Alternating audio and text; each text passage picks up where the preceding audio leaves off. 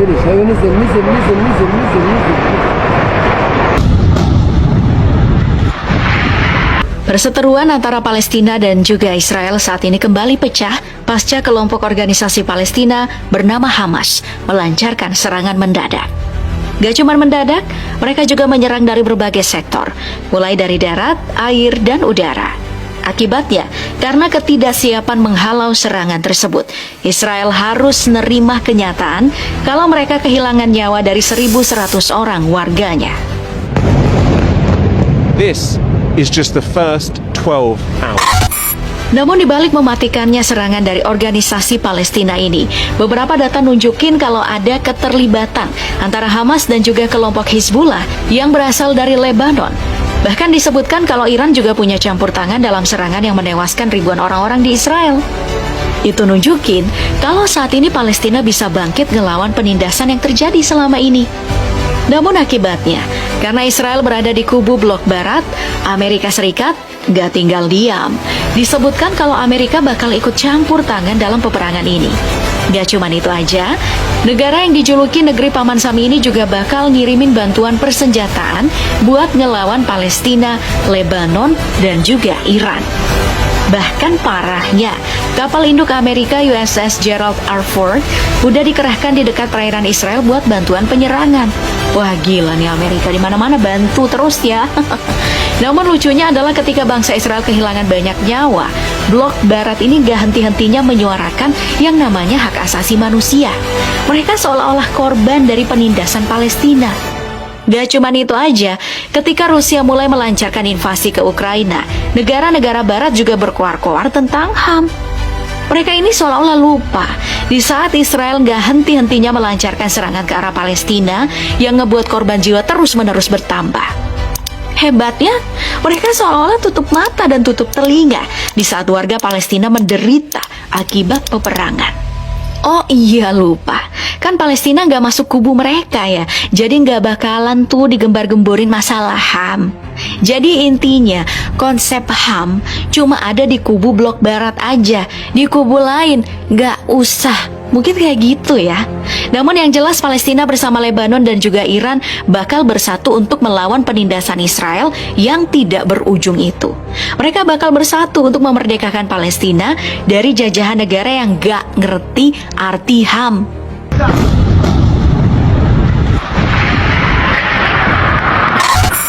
Di saat peperangan, Iran gak akan segan-segan nurunin 575.000 personil aktif bersama 350.000 personil cadangan beserta 90.000 para militer. Itu berarti di kubu Palestina udah mengantongi lebih dari 1 juta personil dari Iran.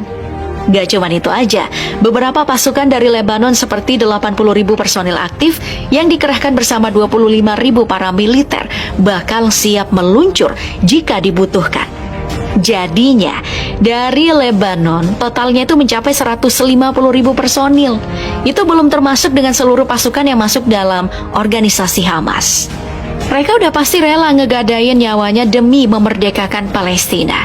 Jadi di kubu Palestina mereka udah ngantongin 1,1 juta personil buat melancarkan serangan. Sedangkan untuk Israel, negara ini cuma diisi 173.000 personil aktif, beserta 465.000 personil cadangan, dan juga 8.000 para militer. Jadi negara ini hanya mengantongi pasukan sebanyak 646.000 personil. Nah, secara kuantitas sih kubu Palestina bakal menang. Apalagi 1,1 juta personil tersebut bakal diperkuat dengan 4.071 unit tank beserta 69.685 unit kendaraan lapis baja dari pangkalan militer Iran. Gak cuma ngandelin itu aja, seluruh bagian Israel bakal musnah dengan 580 unit artileri otomatis yang bisa dikolaborasikan bersama 2.050 unit artileri manual dan juga 1.085 unit artileri roket. Itu baru persenjataan Iran doang. Belum lagi persenjataan yang disediain sama Lebanon seperti 361 unit tank yang bakal dikolaborasikan bersama 9.864 unit kendaraan lapis baja.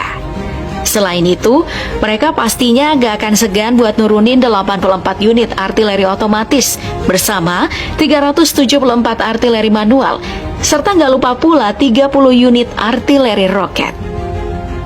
Dengan persenjataan sebanyak itu udah jelas Israel ini bakal keteteran. Pasalnya musuh Palestina ini cuma mengantongi 2.200 unit tank dan juga 56.290 unit kendaraan lapis baja. Bahkan persenjataan lain seperti artileri otomatis sebanyak 650 unit, artileri manual 300 unit, hingga 300 unit artileri roket gak akan mampu ngelawan gabungan dari Palestina, Lebanon, dan juga Iran. Tapi, kelompok pembela Palestina harus tetap waspada. Soalnya Israel belum nurunin berbagai persenjataan di pangkalan militer angkatan lautnya. Mulai dari 7 unit korvet yang bisa dikolaborasikan bersama 5 unit kapal selamnya. Dan gak lupa pula 45 unit kapal patroli. Namun sayangnya jika disandingkan dengan Iran, Angkatan Laut Israel nggak ada apa-apanya.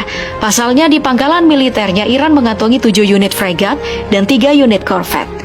Gak cuma sampai di situ aja, para pasukan tadi bisa manfaatin alutsista Iran seperti 19 unit kapal selam beserta 21 unit kapal patroli dan juga 1 unit kapal penyapu ranjau.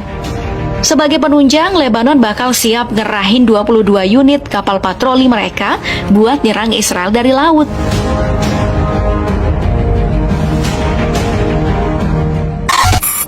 Selain itu, Iran juga masih bisa ngandelin matra udara mereka yang siap menggadaikan nyawanya buat negara. Mereka bakal ngerahin 196 unit jet tempur yang bakal sukses jika berkolaborasi bersama 23 unit pesawat serang.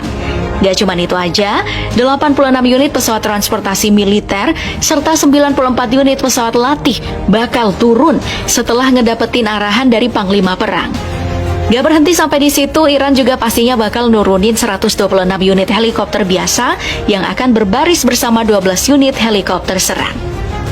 Tapi sayangnya kali ini kubu Palestina kalah jumlah alutsista.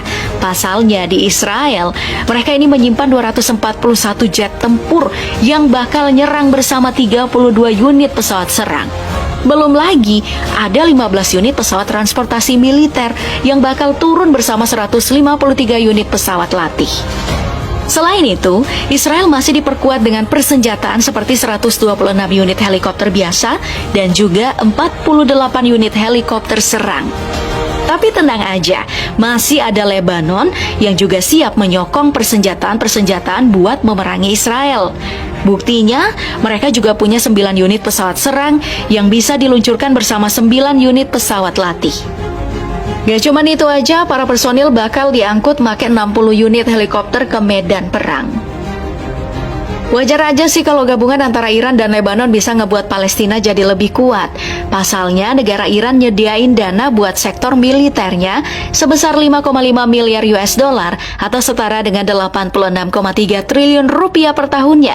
Terlebih lagi, Lebanon nganggarin biaya militernya itu sebesar 1 miliar US dollar atau setara dengan 15,6 triliun rupiah per tahunnya. Sedangkan Israel sendiri sebesar 24,3 miliar US dollar atau setara dengan 381 triliun rupiah per tahunnya.